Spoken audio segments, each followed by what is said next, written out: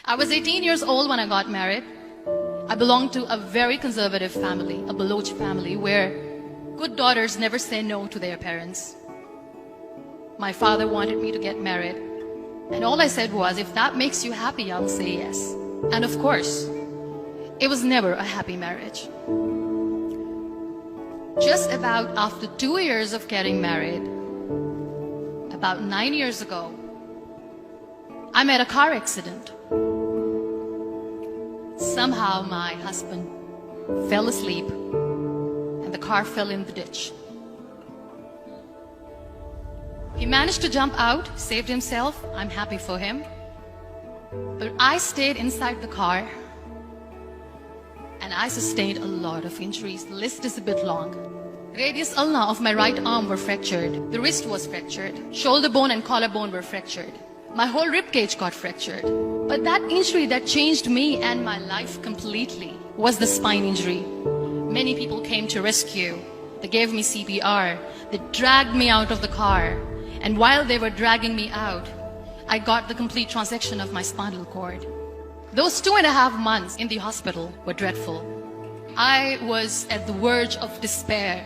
One day, doctor came to me and he said, well, I heard that you wanted to be an artist, but you ended up being a housewife. I have a bad news for you. You won't be able to paint again. Next day, doctor came to me and said, your spine injury is so bad, you won't be able to walk again.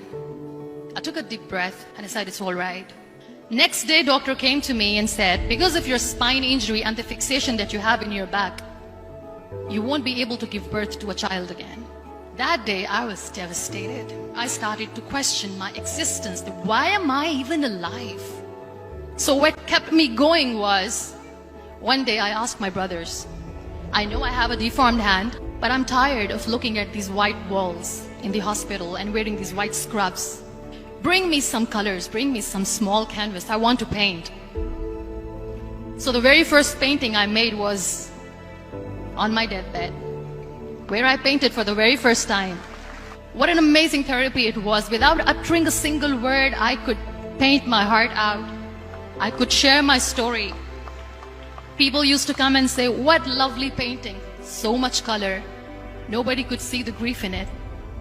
Only I could. And that day I decided that I'm going to live life for myself.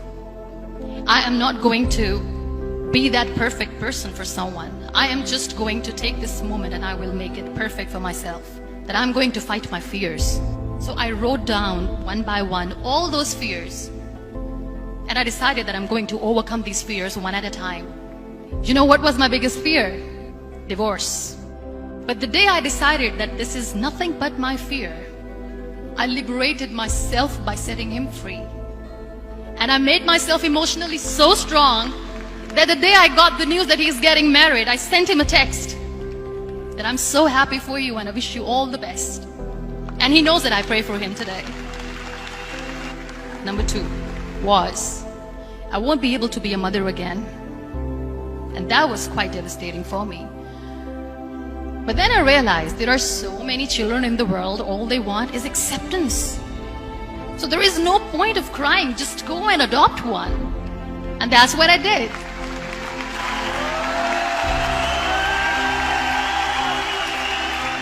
I gave my name in different organizations, different orphanages, and I waited patiently. 2 years later, I got this call from a very small city in Pakistan. I got a call and they said, are you Muniba Mazari? There is a baby boy and would you like to adopt? I could literally feel the labor pain. I said, yes, yes, I am going to adopt him. I am coming to take him home. And that day, I was 2 days old, and today he's 6. You know, when you end up being on the wheelchair, what's the most painful thing? People think that they will not be accepted by the people because we, in the world of perfect people, are imperfects. So I decided to appear more in public. I started to paint. I have done a lot of modeling campaigns. I decided that I'm going to join the national TV of Pakistan as an anchor person. I became the National Goodwill Ambassador for UN Women Pakistan, and now I speak for the rights of women, children. I was featured in BBC 100 Women for 2015. I'm one of the Forbes 30 under 30 for 2016.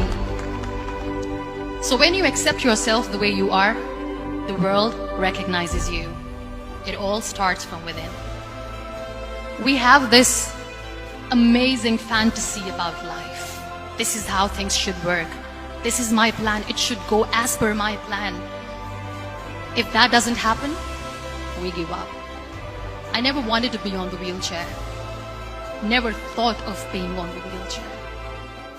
This life is a test and a trial, and tests are never supposed to be easy. So when you're expecting ease from life, and life gives you lemons, then you make the lemonade, and then do not blame life for that. It is okay to be scared. It is okay to cry. Everything is okay, but giving up should not be an option. They always say that failure is not an option. Failure should be an option, because when you fail, you get up, and then you fail, and then you get up, and that keeps you going.